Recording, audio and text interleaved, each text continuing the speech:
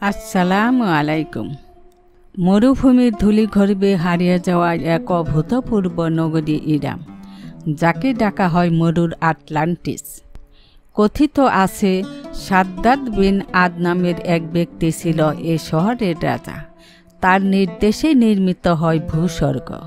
চলুন জেনে নিই আজ ইরাম নগরীর যত গল্প। অবাক করা ব্যাপার, কেবল উপকথার পাতাতেই নয়, ইসলামের পবিত্র গ্রন্থ কুরআনেও উল্লেখ আছে এ নগরীর। তুমি কি ভেবে দেখনি তোমার প্রতিপালক আদ জাতির ইরামে কি করেছিলেন? তাদের ছিল সুউচ্চ সব স্তম্ভ, যেমনটি পৃথিবী কোনো দিন দেখেনি আগে। কুরআনে ভেবে দেখনি কথা থেকে ধরে নেওয়া যায় যে আরবরা ভালো করে জানত ইরাম নগরীর কথা, সেটা উপকথাতেই হোক আর ধ্বংসস্তূপ দেখেই হোক। আমরা খুঁজে বের করতে চেষ্টা করব এ নগরী নিয়ে উপকথার ফাঁকে ফাঁকে হোক আর অন্যত্রই হোক কি কি বলা রয়েছে, আর কি কাহিনী বা জড়িত আছে এর সাথে। কথিত আছে হযরত নূহ আলাইহিস সালাম এর পুত্র শামের ছেলে আদ, তার পুত্র সাদ্দাত আদ জাতির প্রতাপশালী রাজা ছিল, যার স্বপ্ন ছিল দুনিয়াতে স্বর্গ নির্মাণ করা। ইসলামী বর্ণনা অনুযায়ী এ জাতির প্রতি পাঠানো হয় আরবীয় নবী হুদ আলাইহিস সালামকে। কুরআনে তার নাম আলাদা সূরায় রয়েছে। বাইবেল বিশারদগণ আবার তাকে বাইবেলের ইবার বা আবির বলে মনে করেন, যিনি কিনা ইসমাইল আলাইহিস সালাম ও ইসহাক আলাইহিস সালাম এর পূর্বপুরুষ ছিলেন। মজার ব্যাপার, এই ইবারের সাথে মিল পাওয়া যায় ইরামের অপর নামের, যেটি হলো ওবার। কুরআন বলছে আদ জাতির ইরাম নগরীর অবস্থান ছিল আল আহকাফ এ, যার মানে দাঁড়ায় ধূলিময় সমভূমি কিংবা প্রচুর বাতাস বয়ে যাওয়া পাহাড়ের কোলের মরু অঞ্চল। বিশেষজ্ঞদের মতে জায়গাটি আরব উপদ্বীপের দক্ষিণে, ইয়েমেনের পূর্বাঞ্চল বা ওমানের পশ্চিমাঞ্চলে। আরবিতে এ শহরকে ডাকা হয় ইরাম জাত আল ইমাদ নামে, অর্থ স্তম্ভের নগরী ইরাম। আসলেই ৮০-র দশকে সেই অঞ্চলে একটি ধ্বংসাবশেষ পাওয়া যায়, যাকে ওবার নগরী মনে করা হয়। ইবনে কাসিরের আল বিদায়া গ্রন্থ থেকে আমরা জানতে পারি আদ জাতি প্রতাপশালী ও ধনী ছিল। নির্মাণ করেছিল সুউচ্চ সব অট্টালিকা। তারা এক সময় একেশ্বরবাদ বর্জন করে এবং মূর্তি পূজা শুরু করে, যেমন ছামদ, সামুদ এবং হারা ছিল তাদের ৩ উপাস্য। হুদ আলাইহিস সালাম অনেক দিন তাদের মাঝে একেশ্বরবাদ প্রচার করেন, আল্লাহর পথে ডাকেন, কিন্তু তারা না ফেরায় এক ঝড় তাদের ধ্বংস করে দেয়, আর সকালবেলা জনশূন্য ইরাম পড়ে থাকে। তবে সাদ্দাতের উপকথা এ নগরী ধ্বংসের আগের ঘটনা। বলা হয় সাদ্দাত আর তার ভাই সাদ্দিদ পালা করে ১০০০ আদ গোত্রের উপর রাজত্ব করত। পুরো আরব আর ইরাকের রাজা ছিল সাদ্দাত। এমনকি কিছু আরব লেখক বলে থাকেন যে সাদ্দাতের অভিযানের কারণে কানানের দেশান্তর হয়েছিল। সাদ্দাতের কাহিনী আলিফ লাইলা ওয়া লাইলা অর্থাৎ আরব্য রজনী গ্রন্থের ২৭৭ থেকে ২৭৯তম রাতে বলা হয়। উপকথা অনুযায়ী হুদ আলাইহিস সালাম সাদ্দাতকে পরকালের বেহেশতের প্রতিশ্রুতি দেন, কিন্তু সাদ্দাত বলল সে নিজে বেহেশত বানাবে দুনিয়াতে, লাগবে না তার পরকালের বেহেশত। এরপর ইয়েমেনের আদানের কাছে এক বিশাল এলাকা জুড়ে সাদ্দাতের বেহেশত নির্মাণ শুরু হয়। প্রাচীর দেয়ালগুলো ৭৫০ ফুট উঁচু ছিল আর প্রস্থে ৩০ ফুট। চারদিকে ৪টি ফটক। ভেতরে ৩ লক্ষ প্রাসাদ বাড়ির কথা বর্ণিত আছে। উপকথা অনুযায়ী যার নির্মাণ কাজ শেষ হয় ৫০০ বছরে। আল বাইজাউই থেকে আমরা আবদুল্লাহ ইবন কিলাভা এর বর্ণনা করা একটা ঘটনা জানতে পারি। তিনি ইয়েমেনের আদানে এক আরবের দেখা পেয়েছিলেন, যিনি কিনা হাদ্রামুতের পশ্চিমে মরুভূমির গহীনে এক রহস্যময় শহরের দেখা পেয়েছিলেন, যা ইরাম নগরীর বর্ণনার সাথে মিলে যায়। অন্য বর্ণনায় আবদুল্লাহ নিজেই সেই শহরে যান, সেখান থেকে জহরত নিয়ে আসেন। এই অভিযানের কথা তখনকার খলিফা মুয়াবিয়ার কানে পৌঁছায়। নিজের অভিযানের সত্যতা প্রমাণের জন্য তিনি খলিফাকে ইরামের কিছু মুক্ত দেখান, যেগুলো এখন হলুদ হয়ে গেছে, হারিয়েছে তার সৌন্দর্য। খলিফা তখন সাহাবী কাব আল আহবার রাদিয়াল্লাহু তাআলা আনহুকে জিজ্ঞেস করেন এ শহরের কথা। তিনি তখন উপকথার কাহিনীগুলো বর্ণনা করেন। তবে কুরআন বা মহানবী হযরত মুহাম্মদ সাল্লাল্লাহু আলাইহি ইসলামের কোনো কথায় সাদ্দাতের বেহেশতের কোনো কাহিনী পাওয়া যায় না, তাই এর নিশ্চয়তাও দেয়া যায় না। সাদিদ মারা যাবার পর সাদ্দাত বেহেশতের বর্ণনা পড়ে নানা বইতে। কাহিনীর সেই সংস্করণে হুদ আলাইহিস সালাম তাকে বলেনি বেহেশতের কথা, এবং সেই থেকে তার ইচ্ছে হয় বেহেশত বানাবার। তাহের সূরাটির কাসাসুল আম্বিয়া গ্রন্থেও এই উপকথার কাহিনী উল্লেখ করা হয়েছে। সংক্ষেপে পুরো কাহিনী শুনে নেওয়া যাক। তবে রাজা আদের মৃত্যুর পর তার বড় ছেলে সাদিত রাজা হয়। 700 বছর পর্যন্ত চলে তার রাজত্ব। খুবই কড়া এবং ন্যায় ছিল তার শাসন।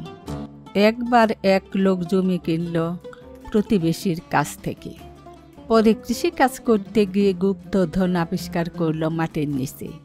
সে সাথে সাথে গিয়ে প্রতিবেশীকে সে গুপ্তধন দিতে গেল, কিন্তু প্রতিবেশী নিল না।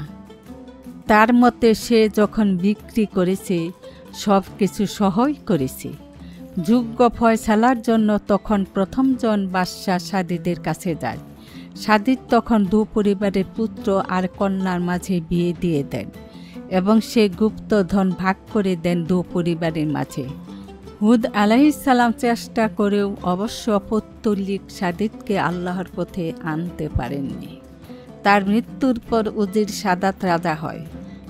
এই সংস্করণে তারা পালা করে শাসন করেনি, বরং ছোট ভাই উজির বা মন্ত্রী ছিল। রাজা হবার পর তার কাছেও হুদ আলাইহিস সালাম গিয়ে বেহেশতের কথা বললেন।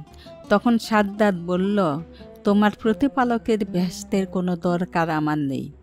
এরকম একটি বেহেশত আমি নিজেই বানিয়ে নেব। সাদ্দাত তার ভাগ্নে জোহাক তাজের কাছে দূত পাঠালো। জোহাক তখন পাশের এক বিশাল সাম্রাজ্যের রাজা। দূত মারফত সাদ্দাত বলল, ভাগ্নে, তোমার রাজ্যে যত সোনা রূপা আর মূল্যবান জহরত আছে সব সংগ্রহ করে আমার দরবারে পাঠিয়ে দেবে। যত মেশক, আম্বর আর জাফরানাদি আছে সেগুলো। আমি দুনিয়ায় এক বিশাল অনুপম বেহেশত তৈরি করতে চাই। আশপাশের অনুগত রাজাদেরও সাদ্দাত একই নির্দেশ দিল, আর নিজের সকল প্রজার ক্ষেত্রেও একই নির্দেশ ছিল। কারো কাছে কোনো জহরত পাওয়া গেলে তার ভাগ্যে আছে কঠিন শাস্তি। তল্লাশিও চলত নিয়মিত। একে একে জহরতে ভরে যেতে লাগলো সাদ্দাতের দরবার। বেহেশতের স্থান বাছাইয়ের জন্য অনেক লোক নিয়োগ করা হলো। অবশেষে ইয়েমেনের একটি স্থানকে পছন্দ করা হলো। আয়তন ছিল 140 ক্রোশ। দেশ বিদেশ থেকে আসা 3000 সুদক্ষ কারিগর কাজ শুরু করল। এক দরিদ্র বিধবা বৃদ্ধার নাবালিকা মেয়ের গলায় 4 আনা রূপার একটি অলঙ্কার ছিল। এক তালাশকারীর চোখে সেটা পড়ে যায়। সে ছিনিয়ে নেয় সেটি। দুঃখী মেয়েটি ধুলোয় গড়াগড়ি দিয়ে কাঁদতে থাকে। সে দৃশ্য দেখে সে বৃদ্ধা দুহাত তুলে ফরিয়াদ করে, হে আমার প্রতিপালক, তুমি সবই অবগত। দুঃখিনীর প্রতি জালিম সাদ্দাতের অত্যাচারের দৃশ্য তোমার অদেখা নয়। তুমি ছাড়া আমাদের ফরিয়াদ শোনার কেউ নেই। তুমি সাদ্দাতকে ধ্বংস করে তোমার দুর্বল বান্দাকে রক্ষা করো। ওদিকে বেহেশত বানাবার কাজ চলছে পুরোদমে। 40 গজ নিচ থেকে মরমর পাথর দিয়ে বেহেশতের প্রাসাদের ভিত্তি স্থাপন করা হলো, আর তার উপর সোনা রূপা নির্মিত ইট দিয়ে প্রাচীর বানানো হলো। বর্ণিত আছে কৃত্রিম গাছও সাদ্দাত বানায়, যার শাখা প্রশাখাগুলো ছিল ইয়াকুত পাথরের।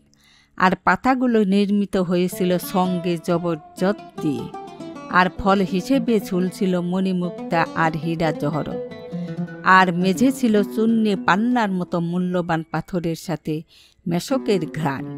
স্থানে স্থানে ঝর্ণাধারা ছিল দুধ, মদ আর মধুর, আর চেয়ার টেবিল ছিল লক্ষাধিক, সবই সোনার তৈরি।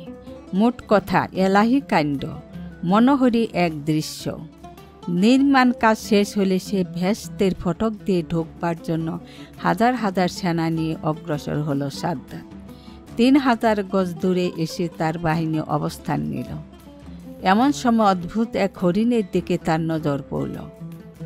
দেখে মনে হচ্ছিল হরিণের পাগুলো রূপার, শিং সোনার, আর চোখে ইয়াকুত পাথরের। সাদ্দাতের শিকারের নেশা ছিল। বাহিনীকে থামতে বলে নিজেই রওনা দিল হরিণটি ধরবার জন্য। কিন্তু হরিণের দেখা আর মেলেনি। এক বিকট অশ্বারোহী তার পথ রোধ করে দাঁড়ালো। যেই না সাদ্দাত তার বাহিনীর কাছ থেকে সরে এলো, অশ্বারোহী বললেন, এই সুরম্য প্রাসাদ কি তোমাকে নিরাপদ রাখবে? সাদ্দাত জিজ্ঞেস করল, তুমি কে? আমি মালাকুল মাউত, মৃত্যুর ফেরেশতা। এখানে কি চাও? এখনো বুঝনি? আমি তোমার জান কবজ করতে এসেছি। সাদ্দাত নিষ্পলক চোখে তাকিয়ে রইল। তার স্বপ্ন পূরণ না করেই চলে যেতে হবে। আমাকে অন্তত একবার আমার পরম স্বাদের বেহেশত দেখতে দাও। আজরাইল আলাইহিস সালাম বললেন, আল্লাহর অনুমতি ছাড়া এক মুহূর্ত বাড়তি সময়ও তোমাকে দিতে পারি না। আমার উপর নির্দেশ এখনই তোমার জান কবজ করা। তাহলে ঘোড়া থেকে নামি আমি? না, ঘোড়াতে থাকা অবস্থাতেই তোমার জান কবজ করতে হবে আমার। সাদ্দাত এক পা মাটিতে পা রাখতে গেল, কিন্তু সেটি মাটি স্পর্শ করবার আগেই আজরাইল আলাইহিস সালাম দেহপিঞ্জর থেকে আত্মা বের করে নিলেন, আর জিবরাইল আলাইহিস সালাম এর প্রকাণ্ড এক শব্দ কইলেন, যাতে মারা গেল উপস্থিত সেনাবাহিনী। আর অসংখ্য ফেরেশতা এসে ধ্বংস করে দিয়ে গেল দুনিয়ার বেহেশত। পরে রইল ধ্বংসস্তূপ। কাসাসুল আম্বিয়া গ্রন্থে বলা হয়েছে, সাদ্দাতের বেহেশত কিয়ামতের আগে কখনোই আত্মপ্রকাশ করবে না, অর্থাৎ খুঁজে পাওয়া যাবে না। উপকথায় তাই বলা হয়। আরও বলা আছে, কাব রাদিয়াল্লাহু তাআলা আনহু নাকি বলেছিলেন, তিনি রাসূল সাল্লাল্লাহু আলাইহি সাল্লাম থেকে শুনেছিলেন, আবদুল্লাহ নামের এক ব্যক্তি সাদ্দাতের বেহেশতের কিছু নিদর্শন দেখতে পাবে কেবল। খলিফা মুয়াবিয়ার নিকট আসা সেই ব্যক্তির নাম ছিল আবদুল্লাহ বিন কিলাবা। তবে প্রসঙ্গত উল্লেখ্য, রাসূল সাল্লাল্লাহু আলাইহি সাল্লামের সহিহ কোনো হাদিস এ ব্যাপারে পাওয়া যায় না। একবার আল্লাহ মৃত্যুর ফেরেশতা আজরাইল আলাইহিস সালামকে বললেন, আজরাইল, তুমি তো অনেক আত্মা কবজ করেছ। কারো প্রাণ নিতে গিয়ে কি তোমার মনে করুণার উদ্রেক হয়েছিল? কারো প্রতি দয়া দেখিয়েছ? আজরাইল আলাইহিস সালাম বললেন, জান কবজের সময় সকলের প্রতি করুণা হয়, কিন্তু আপনার আদেশই তো চূড়ান্ত। আজরাইল আলাইহিস সালাম বললেন, জান কবজের সময় সকলের প্রতি করুণা হয়, কিন্তু আপনার আদেশই তো চূড়ান্ত। আল্লাহ বললেন, তবে কোন আত্মা হরণের সময় তুমি সবচেয়ে বেশি করুণা অনুভব করেছিলে? আল্লাহ বললেন, তবে কোন আত্মা হরণের সময় তুমি সবচেয়ে বেশি করুণা অনুভব করেছিলে? তখন আজরাইল বললেন, একবার আদেশ হয়েছিল ধ্বংসপ্রাপ্ত নৌকার যাত্রীদের জান কবজের। নৌকা ডোবার পর সকলেই মারা গেল, কিন্তু নৌকার একটি তক্তা আপনার নির্দেশে একটি গর্ভবতী মহিলাকে বাঁচিয়েছিল। ফেরেশতারা তক্তার উপরের সেই মহিলাকে একটি দ্বীপে পৌঁছে দিল স্রোতের সাহায্যে। সেখানে এক পুত্র সন্তানের জন্ম দিল সে। নবজাত সন্তানকে দেখে মহিলাটি সব দুঃখ ভুলে গেল। তখনই আমি নির্দেশ পেলাম, এ নারীর জান কবজ করতে হবে, আর নবজাত শিশুটিকে তার পাশে রেখে যেতে হবে জীবিত। তখন আমি কেঁদেছিলাম, এই শিশুটির কি হবে? তার তো মৃত্যু ছাড়া আর গতি নেই। কোনো পশু তাকে খেয়ে ফেলবে। দ্বিতীয়বার আমার দয়ার উদ্রেক হয়েছিল সাদ্দাতের প্রতি। সাদ্দাত এত বছর চেষ্টা করে তার প্রাসাদ তৈরি করল, অথচ সে তা এক নজর দেখা হতে বঞ্চিত রয়ে গেল। আফসোস নিয়ে তাকে দুনিয়া থেকে বিদায় নিতে হয়েছে। আল্লাহ বললেন, আজরাইল, সে শিশুটি ছিল সাদ্দাত। তার মায়ের মৃত্যুর পর আমি গ্রীষ্ম ও শীতের দ্বারা তাকে কষ্ট দেইনি।